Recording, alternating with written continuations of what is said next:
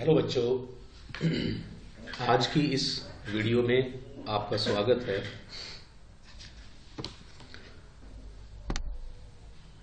आज की वीडियो कक्षा 11 के बच्चों के लिए बनाई गई है, जिसमें मैं आपको आपके सिलेबस का चैप्टर रेडॉक्स अभिक्रियाएं ये समझाऊंगा। देखिए बच्चों, आज का ये चैप्टर बहुत ही इंटरेस्टिंग चैप्टर है। इसमें बहुत कुछ बातें समझने के लिए हैं। तो चलिए हम स्टार्ट करते हैं। रेडॉक्स अभिक्रियाएं। इस चैप्टर में सबसे पहली बात जो हमें सीखनी है वो है ऑक्सीकरण संख्या। इंग्लिश में इसको ऑक्सीडेशन नंबर कहते हैं। तो सबसे पहले हमें ये सीखना है कि ऑक्सीकरण संख्या किसे कहते हैं। तो आप इसकी परिभाषा देखिए। ऑक्सीकरण संख्या किसी रासायनिक यौगिक में बंधे हुए किसी परमाणु के ऑक्सीकरण के स्तर की सूचक होती है।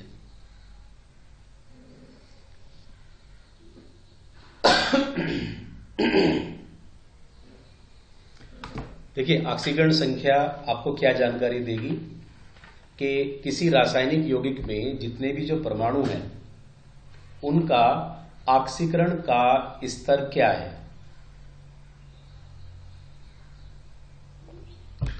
आपको पता है कि जब भी कोई यौगिक बनता है तो उसमें परमाणु अपने इलेक्ट्रॉन खो देता है या परमाणु अपने इलेक्ट्रॉन ले लेता है।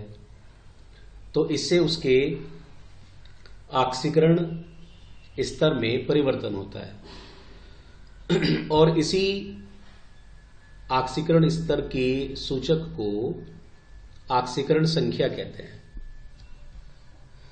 यह संख्या बताती है कि उस यौगिक के रासायनिक आबंध में वह परमाणु कितने इलेक्ट्रॉन यौगिक में उपस्थित अन्य परमाणुओं को खो चुका है। देखिए, जैसा मैंने आपको बताया कि जब कोई यौगिक बनेगा तो इलेक्ट्रॉनों का आदान प्रदान होगा। तो ऑक्सीकरण संख्या से हमें यह ज्ञात होता है कि आबंध बनाते समय कोई परमाणु कितने इलेक्ट्रॉन खो देता है। अब जब कोई परमाणु इलेक्ट्रॉन खोता है या वो इलेक्ट्रॉन ले लेता है तो उसके ऊपर एक आवेश भी आ जाता है। तो आप ये भी कह सकते हैं कि ऑक्सीकरण संख्या किसी यौगिक में किसी परमाणु के ऊपर उपस्थित या दिखाई देने वाला आवेश है। तो देखिए बच्चों, यदि आपको एग्जाम में ऑक्सीकरण संख्या की परिभाषा लिखनी हो तो आप कहेंगे ऑक्सीकरण संख्या किसी रासायनिक यौगिक में बंधे हुए किसी परमाणु के ऑक्सीकरण के स्तर की सूचक होती है। यह संख्या बताती है कि इस यौगिक के रासायनिक आबंध में वह परमाणु कितने इलेक्ट्रॉन यौगिक में उपस्थित अन्य परमाणुओं को खो चुका है। अब हम आगे चलते हुए पढ़ेंगे कि ऑक्सीकरण संख्या को ज्ञात करने के नियम क्या हैं। देखिए बच्चों, ऑक्सीकरण संख्या को कुछ मूलानुपाती नियमों से निर्धारित किया जाता है। अब ये नियम बहुत ही महत्वपूर्ण हैं। आपको इन्हें अच्छी तरह से याद करना चाहिए। तो चलिए हम एक एक कर नियमों की बात करते हैं। पहला नियम है तत्वों में स्वतंत्र अवस्था अथवा असंयुक्त अवस्था में प्रत्येक परमाणु की ऑक्सीकरण संख्या 0 होती है। देखिए बच्चों, यदि कोई परमाणु स्वतंत्र है या फिर वो अपनी असंयुक्त अवस्था में है, अर्थात उसने किसी और तत्व के साथ आबंधन नहीं किया हुआ है, तो ऐसी अवस्था में उस परमाणु की ऑक्सीकरण संख्या 0 होगी। जैसे उदाहरण के लिए आप जानते हैं कि जब रासायनिक अभिक्रियाएं होती हैं तो रासायनिक अभिक्रियाओं में हम तत्वों को अलग अलग तरह से लिखते हैं।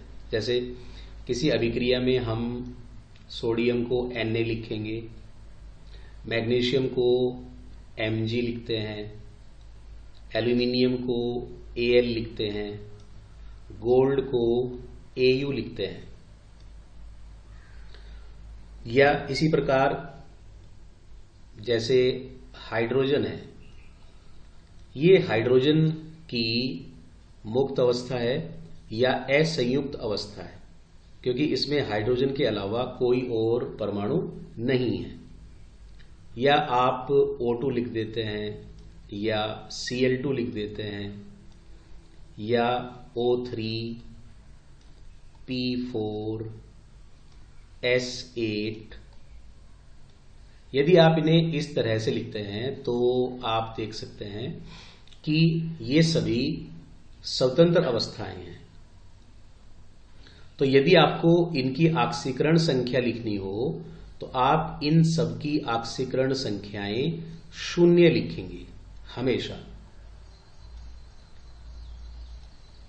पहला नियम आपको समझ में आ गया कि यदि कोई तत्व स्वतंत्र अवस्था में है या असंयुक्त अवस्था में है तो आप उसकी ऑक्सीकरण संख्या 0 लिखेंगे। चलिए दूसरे नियम के बारे में बात करते हैं। केवल एक परमाणु वाले आयनों में ऑक्सीकरण संख्या उस आयन पर उपस्थित आवेश के बराबर होती है।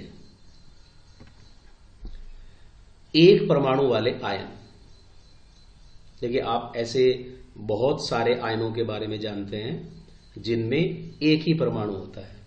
जैसे H पॉजिटिव, आप देख सकते हैं कि इसमें एक ही परमाणु है।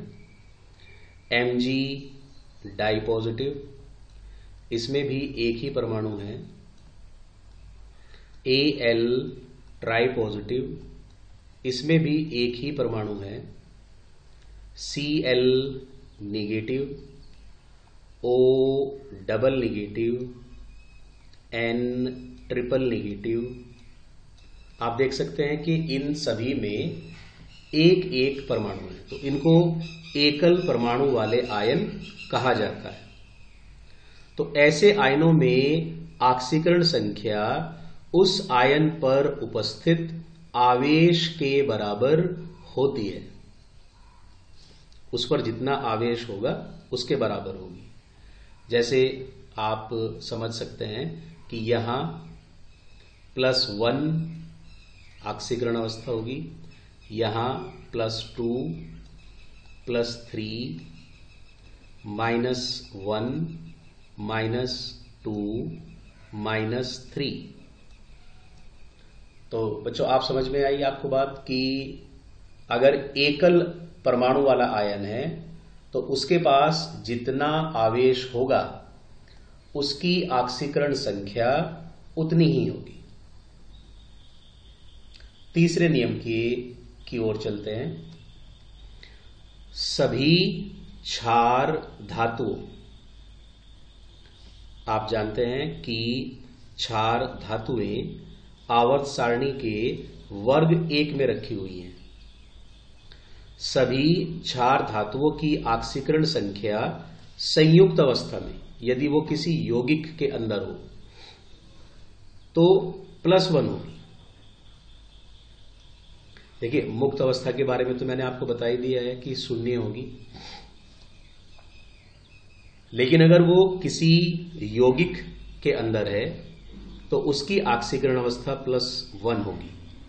और इसी प्रकार क्षार मृदा धातु, आप जानते हैं कि आवर्त सारणी के वर्ग 2 में जिन धातुओं को रखा गया है उनको मृदा धातुएं कहते हैं।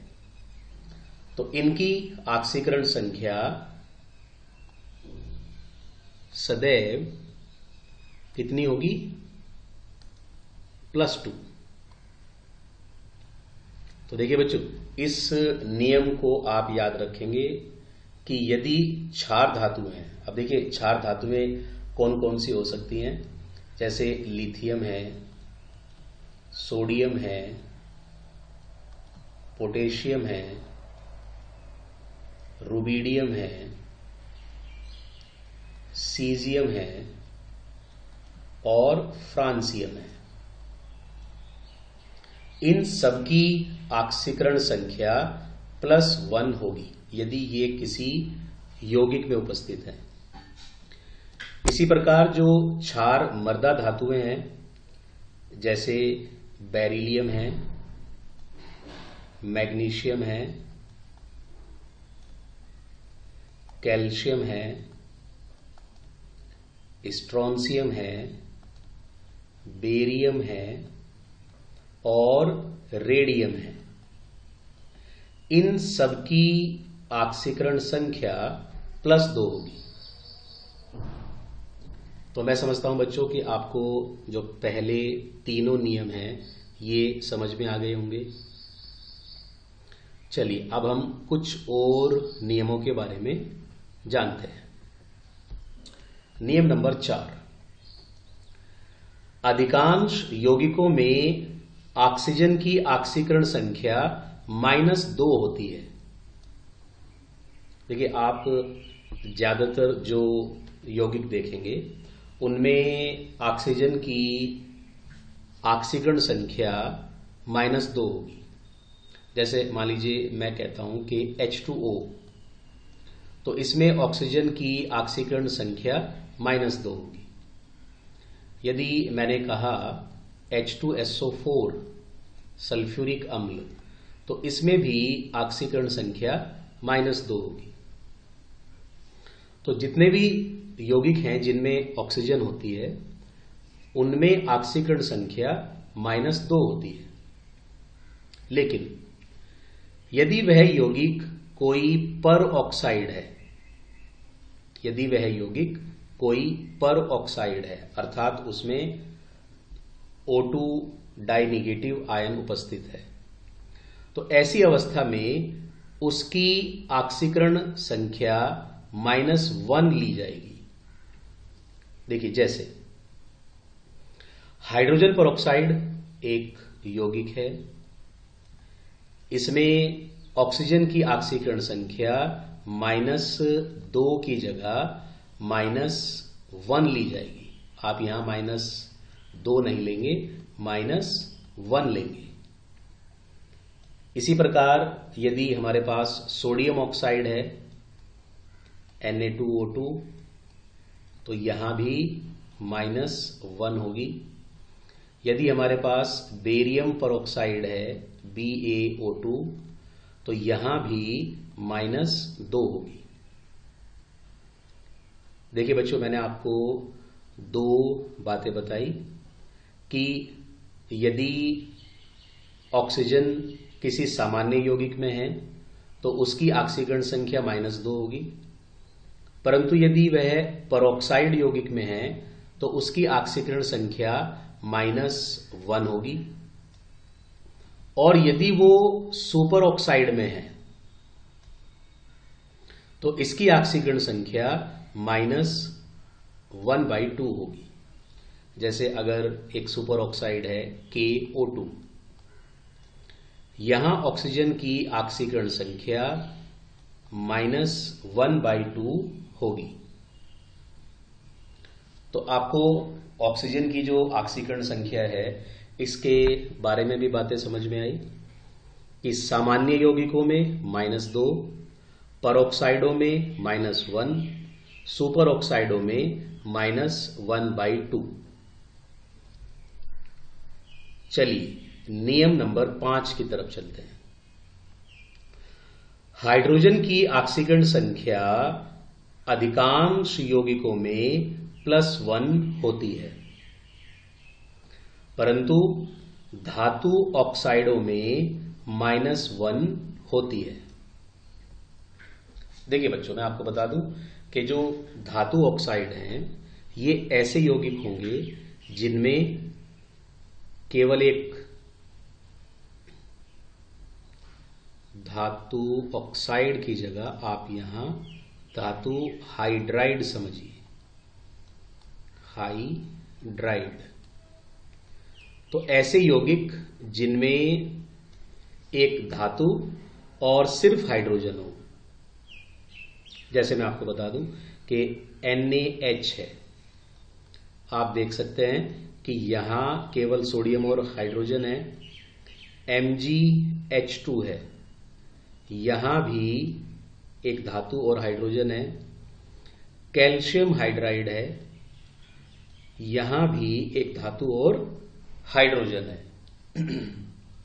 तो देखिए बच्चों, ऐसे यौगिकों में हाइड्रोजन की ऑक्सीकरण संख्या आपको हमेशा -1 लेनी है। इनके अलावा, यानी जो धातु हाइड्राइड हैं, इनके अलावा शेष जितने भी यौगिक हैं, जैसे मान लीजिए हमारे पास अभी ऊपर के ही 2 यौगिक हैं, H2O, तो इसमें +1 होगी, या अगर H2SO4 है तो इसमें भी +1 होगी। चलिए नियम नंबर 6 की तरफ बढ़ते हैं।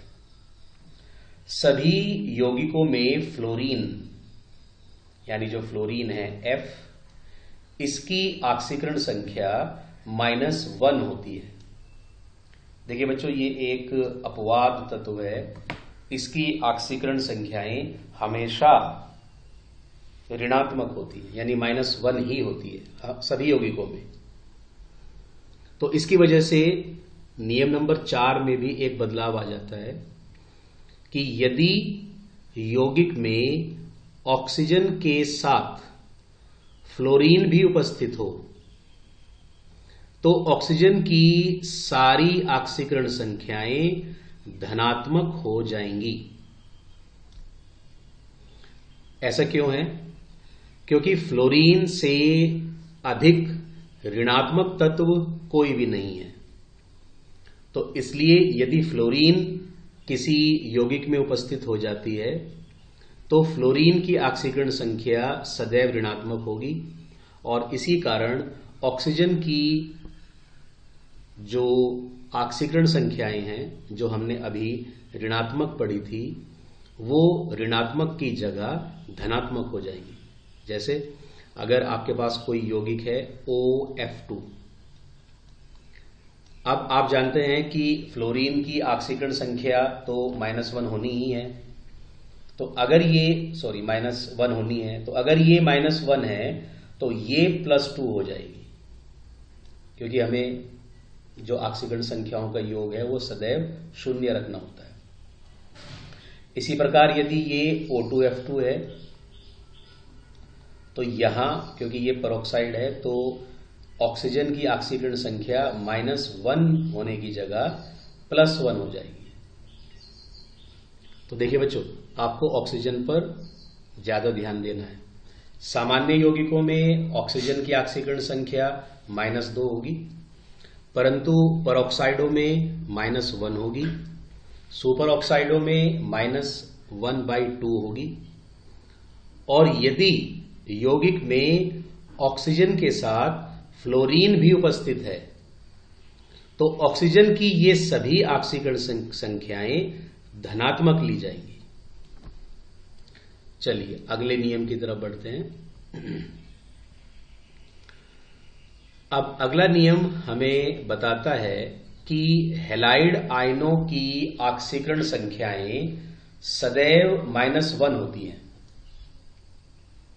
देखिए, यदि किसी यौगिक में हैलोजन हैलाइड आयन के रूप में है, देखिए कैसे, जैसे मैंने आपसे कहा सोडियम क्लोराइड, तो आप देख सकते हैं कि यहां पर जो क्लोरीन है ये हैलाइड फॉर्म में है। मान लीजिए मैंने आपसे कहा कि सोडियम ब्रोमाइड, तो देखिए यहां भी ब्रोमीन अपनी हैलाइड अवस्था में है। आपको ये कैसे पता लगेगा कि यहां ये हैलाइड अवस्था में है? तो आप उसके नाम से जान सकते हैं कि अगर उसके नाम में फ्लोराइड, क्लोराइड, ब्रोमाइड, आयोडाइड है तो यहां हैलोजन हैलाइड है, और किसी भी हैलाइड के लिए ऑक्सीकरण संख्या हमेशा -1 होगी यदि वो हैलाइड है। लेकिन अगर वो हैलाइड नहीं है तो ये ऑक्सीकरण संख्या बदलेगी। देखिए, ये बात सिर्फ हैलाइड आयनों तक सीमित है। यदि किसी यौगिक में हैलाइड आयन है तो उसकी ऑक्सीकरण संख्या सदैव -1 होगी। नियम नंबर 8 की तरफ चलते हैं। नाइट्राइड यानी N ट्रिपल नेगेटिव, फॉस्फाइड यानी P ट्रिपल नेगेटिव, सल्फाइड यानी S डबल नेगेटिव। तो देखिए, यदि कोई यौगिक नाइट्राइड है, फॉस्फाइड है और सल्फाइड है, तो इनमें नाइट्रोजन, फास्फोरस व सल्फर की ऑक्सीकरण संख्याएं -3, -3 व -2 होंगी। आप देख भी सकते हैं कि इसके पास -3 आवेश हैं, तो इसकी ऑक्सीकरण संख्या -3 होगी। इसके पास भी -3 आवेश हैं, तो इसकी ऑक्सीकरण संख्या भी -3 होगी। इसी प्रकार सल्फर के पास -2 आवेश हैं, तो इसकी ऑक्सीकरण संख्या भी -2 होगी। ठीक है बच्चों, अब हम आगे 2 बहुत ही इंपॉर्टेंट नियमों के बारे में आ जाते हैं।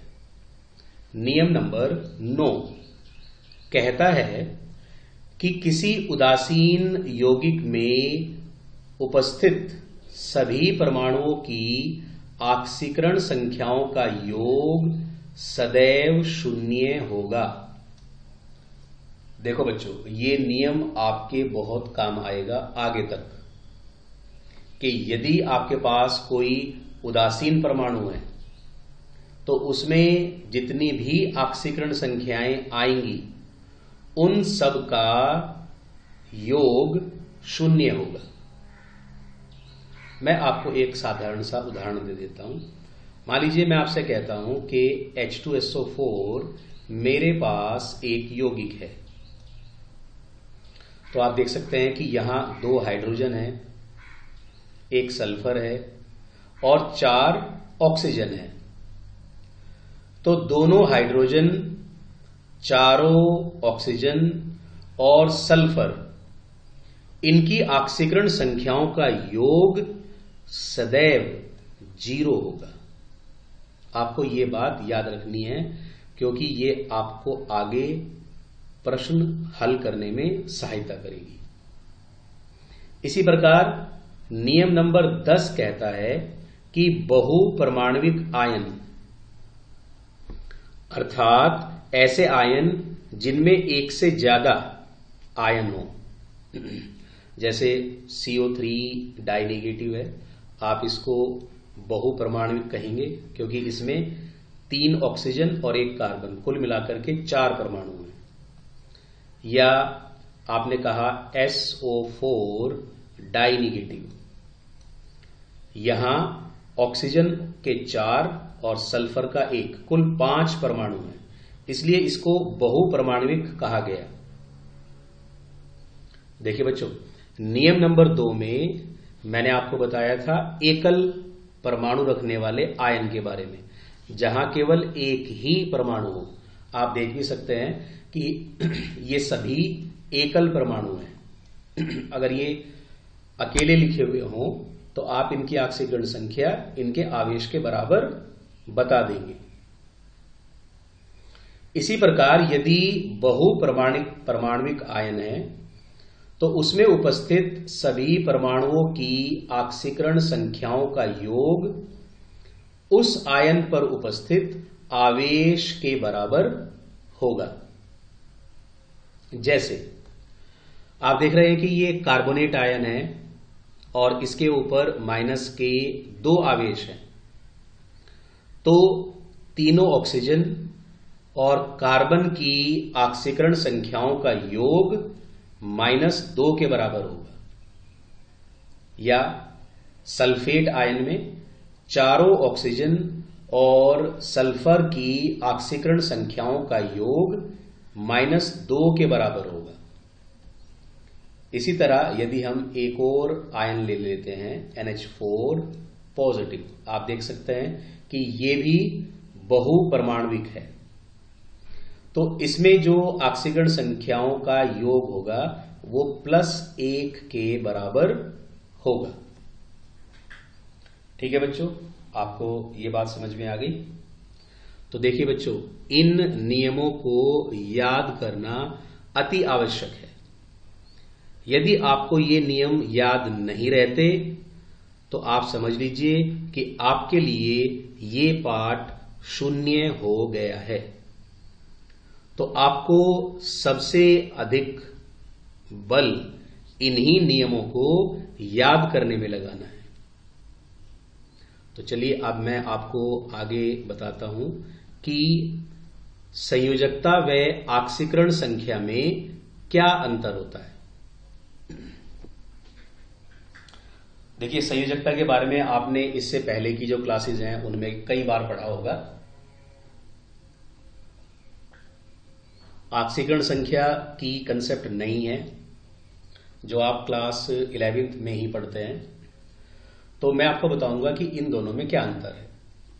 देखिए बच्चों, संयोजकता जो होती है वो किसी परमाणु की संयोजन क्षमता को प्रकट करती है, यानी इसके अंदर आबंधन बनाने की कितनी क्षमता है। जबकि ऑक्सीकरण संख्या परमाणु पर उपस्थित आवेश की जानकारी देती है। जब कोई यौगिक बन जाता है तो उसके किसी परमाणु पर कितना आवेश होगा, इसकी जानकारी ऑक्सीकरण संख्या देती है। तो यदि आपसे पूछा जाता है कि आप बताइए कि संयोजकता और ऑक्सीकरण संख्या में क्या अंतर है, तो मैंने आपको यह अंतर बता दिया। अब देखिए बच्चों, अब हम आते हैं अपने उस इम्पोर्टेंट टॉपिक पर जिसमें हमें किसी यौगिक या किसी बहुपरमाणविक आयन में किसी विशेष तत्व की ऑक्सीकरण संख्या को ज्ञात करना बताया जाएगा।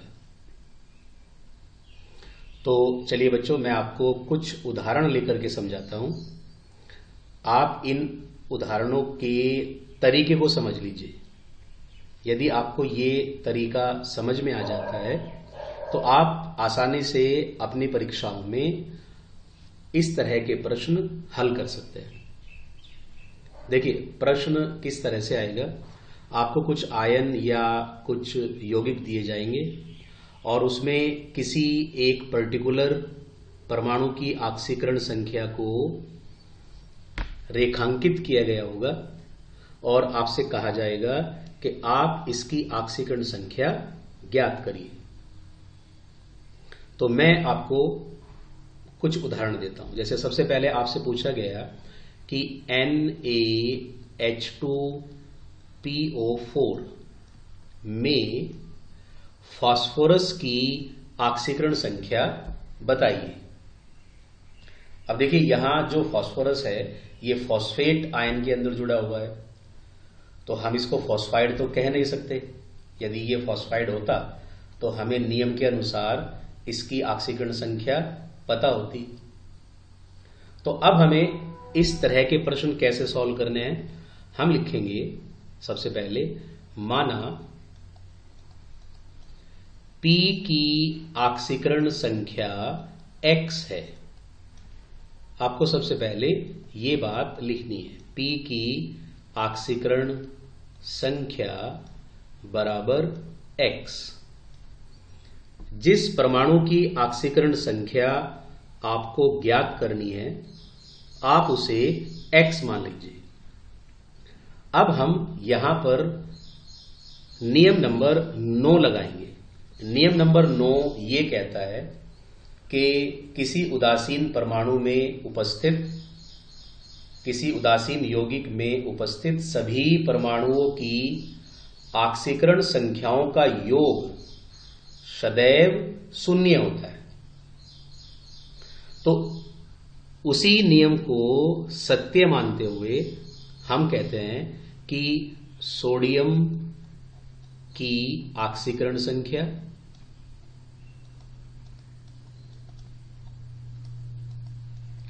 प्लस हाइड्रोजन की ऑक्सीकरण संख्या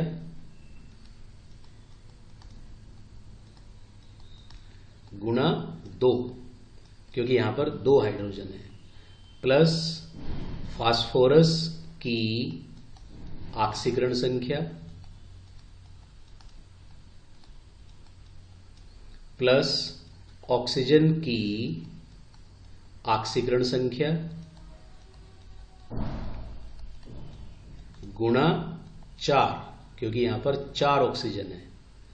तो इन सब का योग कितना होना चाहिए? 0। अब देखिए, इनमें से कुछ तत्वों की ऑक्सीकरण संख्याएं हमें नियमों से ज्ञात है। जो हमने नियम पढ़े हुए हैं उन नियमों से हमें ज्ञात है। जैसे हमने एक नियम पढ़ा था कि क्षारीय धातुओं की ऑक्सीकरण संख्या सदैव +1 होती है। किसी भी यौगिक में क्षारीय धातु की ऑक्सीकरण संख्या +1 होगी। अब क्योंकि सोडियम एक क्षारीय धातु है तो आप कह सकते हैं कि इसकी ऑक्सीकरण संख्या +1 है। प्लस हाइड्रोजन की ऑक्सीकरण संख्या हमने पढ़ी हुई है +1। फास्फोरस की ऑक्सीकरण संख्या हमें निकालनी है, हमने इसे X माना हुआ है।